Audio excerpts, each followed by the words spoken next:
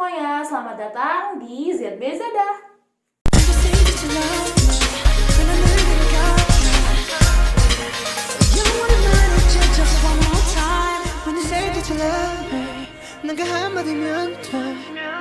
Halo teman-teman, seperjuangan, kembali lagi bersama aku pemilik akun @zbzada. Dan hari ini aku akan ngebahas video tentang sesuai dengan judulnya, yaitu belajar yang mana duluan sih buat di kelas 12.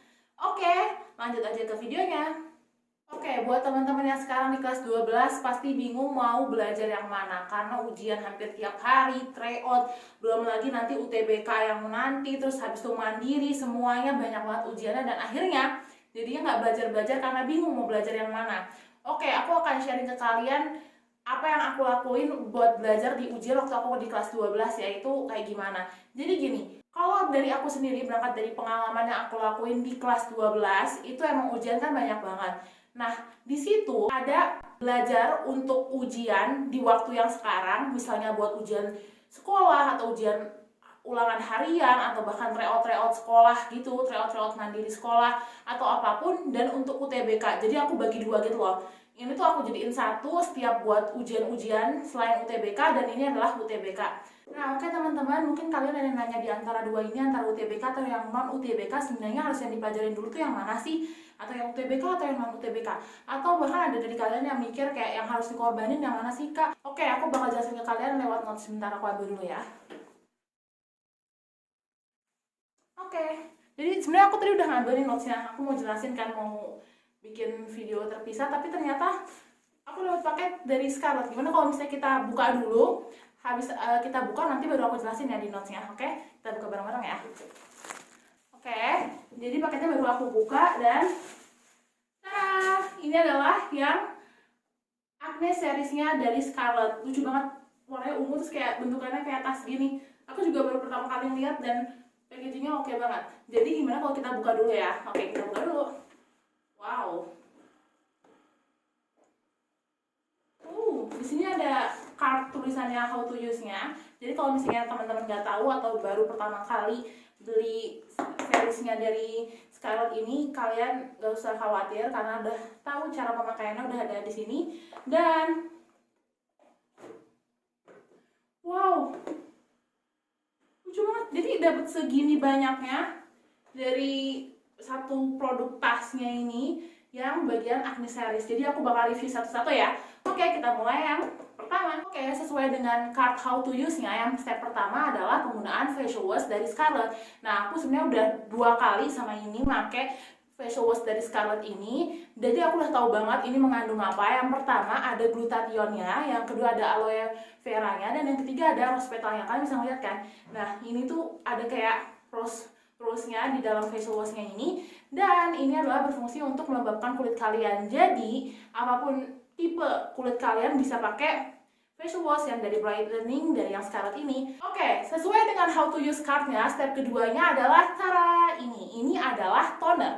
Toner apa? Toner dari varian Acne Essence Tonernya Scarlett. Karena ini adalah varian yang terbaru, belum ada sebulanan ini Scarlett ngeluarin ini, dan ini adalah melengkapi face care rutin kalian, karena sejauh ini mungkin kalian taunya Scarlett itu kan serumnya atau krimnya atau bahkan facial washnya kalian harus nyobain yang essence tonernya ini, karena ini mengandung zinc sebum, tea tree water, dan green tea water yang berfungsi untuk meminimalkan kemerahan pada wajah kalian yang diakibatkan oleh jerawat. Oke, kita lanjut yang ke step 3-nya, yaitu serum.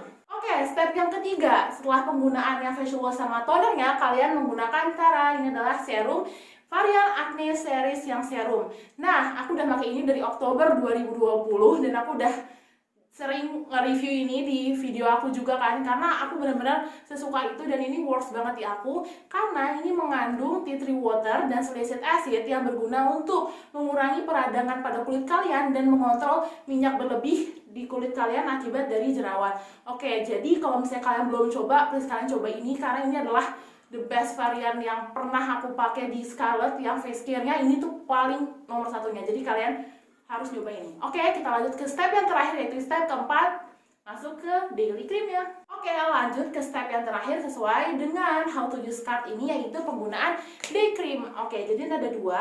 Yang pertama adalah day creamnya, yang kedua adalah night creamnya. Dan dua-duanya masih sama, variannya yaitu varian Acne Series dari Scarlett. Dan yang pertama, yang day creamnya ini udah ada UV protectionnya, dan yang buat night creamnya, dua-duanya ini udah ada CM Acne 2-nya dan double salicylic acid yang berfungsi untuk mengobati dan mengurangi timbulnya jerawat. Dan ini benar-benar works banget di aku. Jadi day cream sama night cream ini adalah untuk menutup rangkaian dari seluruh seriesnya. Jadi yang terakhir adalah step keempatnya, dua ini. Nah, jadi itu adalah seluruh rangkaian dari Acne Series yang Scarlett. Jadi kalau buat kalian yang mau pesen ini, kalian bisa langsung ke Instagramnya atau ke Shopee-nya Scarlett di @scarlett_widening, dan harganya adalah 75.000 per piecesnya.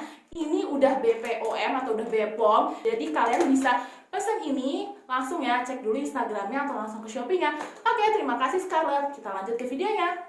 Nah, kalau misalnya kayak gini kan pasti kalian ngomong yang harus dikorbankan yang mana gitu. Sebenarnya aku tuh nggak suka kata-kata misalnya yang harus dikorbankan mana atau enggak, karena jadi gini, untuk belajar untuk ujian yang sekarang, misalnya itu ujian sekolah maupun itu ujian praktek atau apapun ujiannya selain UTBK, itu emang bukan sesuatu hal yang bisa dikorbankan. Atau misalnya kalian lupain ini terus kalian belajar UTBK, nggak bisa, karena di sini banyak nilai-nilai sekolah yang emang harus kalian peroleh gitu kan, standar-standar sekolah, KKM semua. Jadi ini nggak bisa kalian korbankan.